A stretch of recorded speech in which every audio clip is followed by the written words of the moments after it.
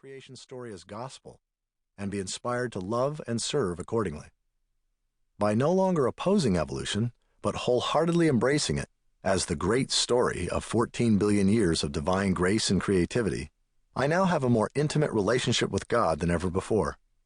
Throughout this book, I will be sharing how and why this is the case, and I will do so in ways that non-Christians and non-religious people can also celebrate. Over the course of 10 years, I pastored 3 United Church of Christ congregations, 1 in New England and 2 in the Midwest, before shifting careers into interfaith sustainability work and community organizing. In the spring of 2000, I attended a Pentecostal charismatic worship service near my childhood home of Poughkeepsie, New York.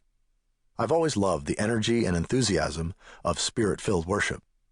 At a moment when the congregation was swept up in ecstatic praise, the woman who had invited me turned and grasped my hands.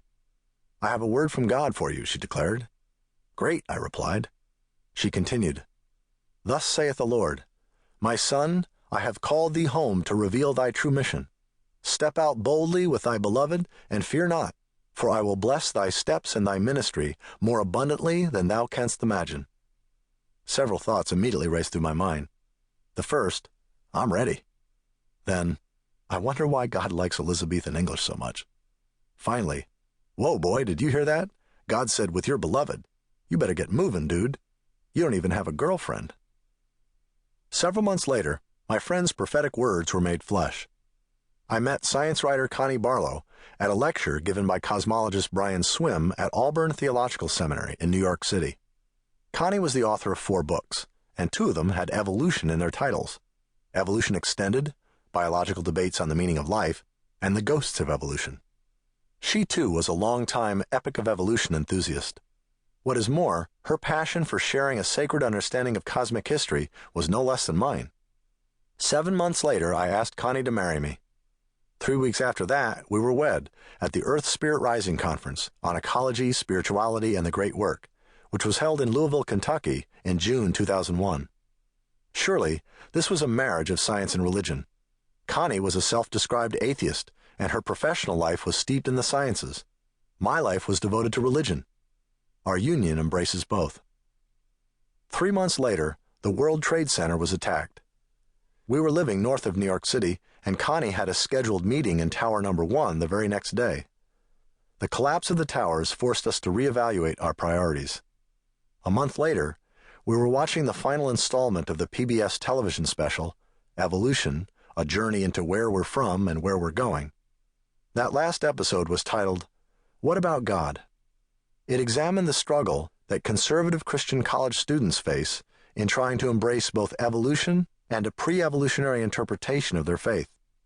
As the program ended, Connie turned to me and said, "You need to be out there speaking to those students. You need to show them how an evolutionary understanding can enrich their faith." Connie and I were still newlyweds.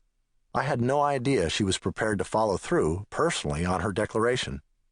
A few weeks later, after a frustrating day at work, I told her, not really serious, just sort of whining, "You know, I wish we could just travel nonstop, teaching and preaching the great story wherever we go."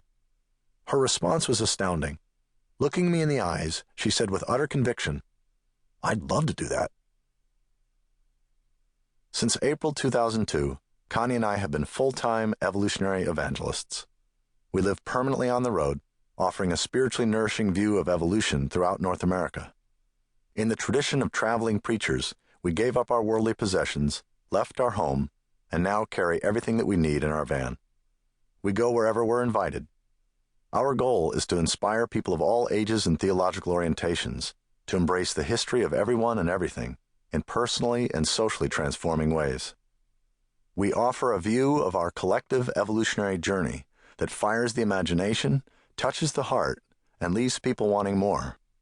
We keep our distance from the polarized science versus religion conflict that festers in our society, particularly with respect to public school education. In the few hours or days that we engage with any given group, we present only the most compelling and alluring features of what many call the epic of evolution, or the great story. As with other leaders in this movement, we believe that the 14 billion year story of cosmic, earth, life, and cultural history can enrich any and all of humanity's cherished creation.